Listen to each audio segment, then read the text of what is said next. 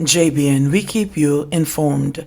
I am Michelle Jones, and in the news, immigration officer shot in hit-and-run incident. Kevin Ricardo Lewin, an immigration officer of Bogue Village in Montego Bay, is now in hospital battling for his life after he was shot during a hit-and-run incident at approximately 6:10 p.m. on Monday. According to police reports, Lewin was driving home when upon reaching a section of Bogue Village Main Road, he was hit head-on by a white Voxy or Noah motor vehicle.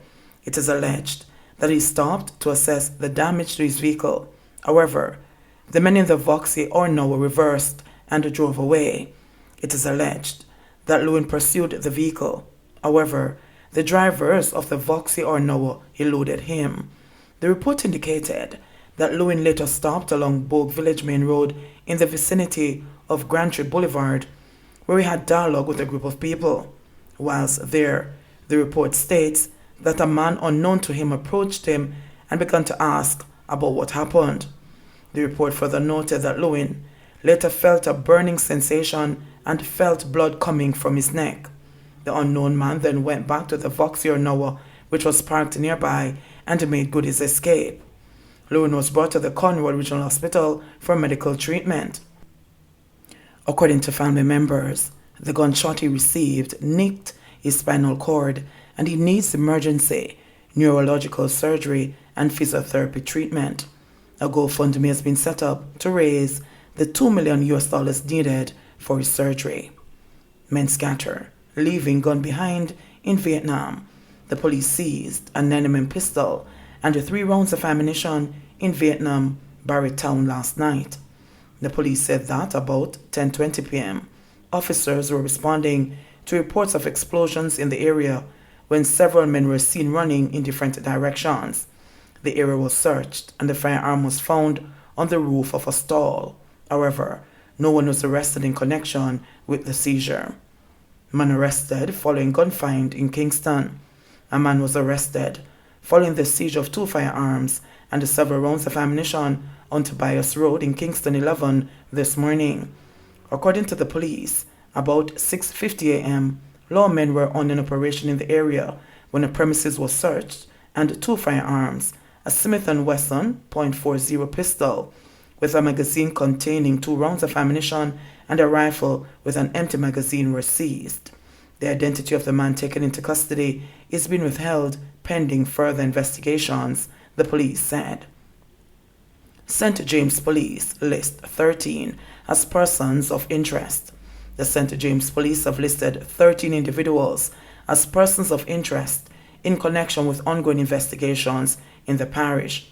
They are Camus Scott, otherwise called Maestro Don, Aldane Reed, otherwise called Juba, Dylan Buddle, Jermaine Longman, otherwise called QQ, Dwayne Maxwell, otherwise called Trust Me, Siobhan Clifton Trout, otherwise called Bookie, Damian Clark, otherwise called Duppy Cole, Iverson Lofters, otherwise called Zombie, Navarone Haas, otherwise called Mock, Valderrana Christie, otherwise called Val, Baby Dread, true name not ascertained, Zuroy, otherwise called Zulu, true name not ascertained, Rasta, otherwise called One Drop, true name not ascertained.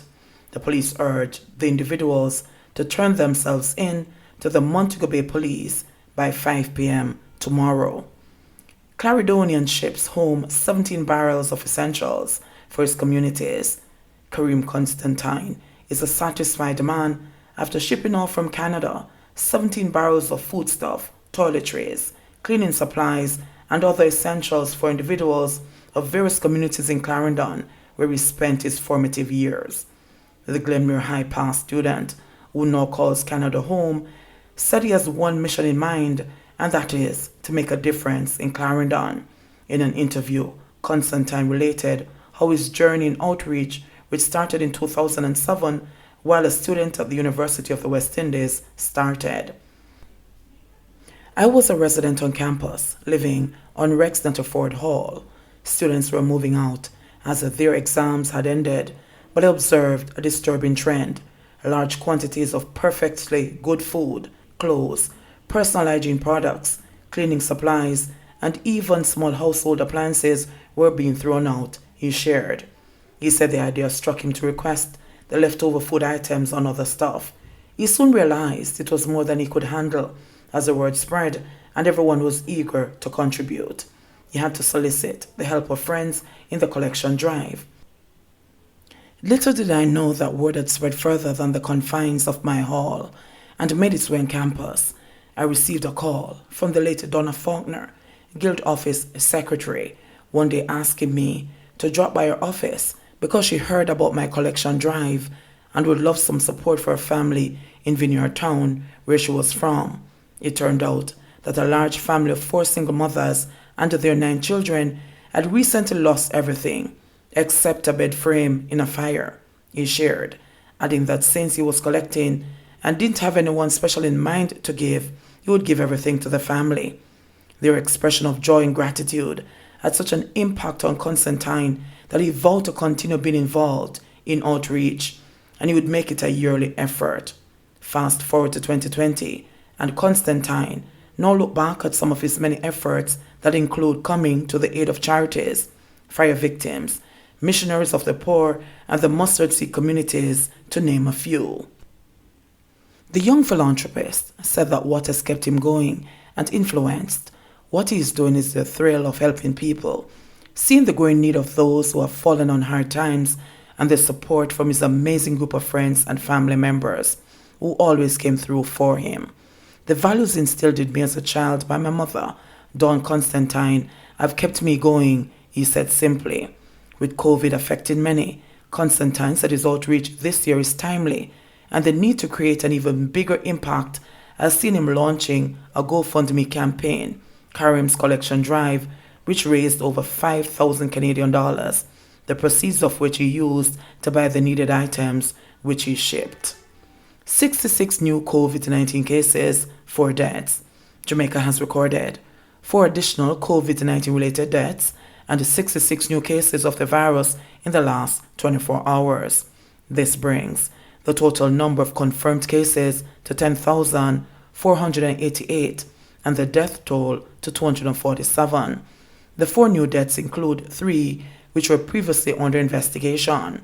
2 men, 54 and 91, from Trelawney and St. Catherine respectively, and a 74-year-old woman from St. Catherine.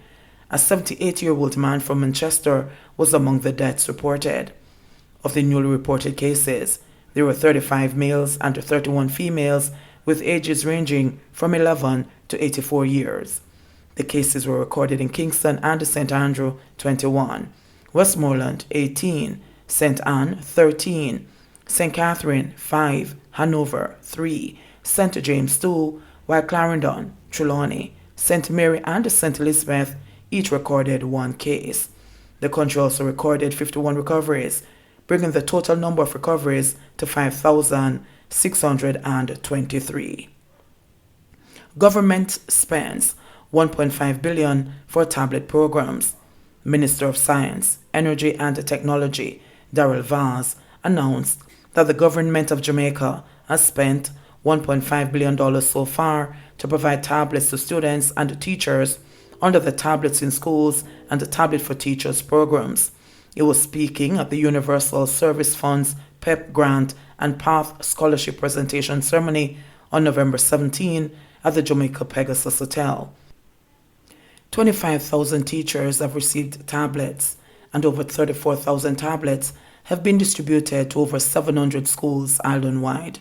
Additionally, through the USF, $700 million has been earmarked annually for the purchase of devices under the Tablets in Schools program executed by eLearning Jamaica, Vaz said. Vaz reiterated the government's commitment to transform the nation to a digital society. It is for this reason that we are working assiduously to roll out full broadband access across the island so that we can reach every last mile and every citizen. It is going to take some time, but we are committed to making this a reality for the advancement of our people and our country. 28th PATH students were recipients of the USF PEP grant, which is valued at $40,000 each and one student received the PATH ICT Tertiary Scholarship. JBN, we keep you informed. Please remember to subscribe, like, share, leave us a comment, and click the notification bell to receive our daily news items.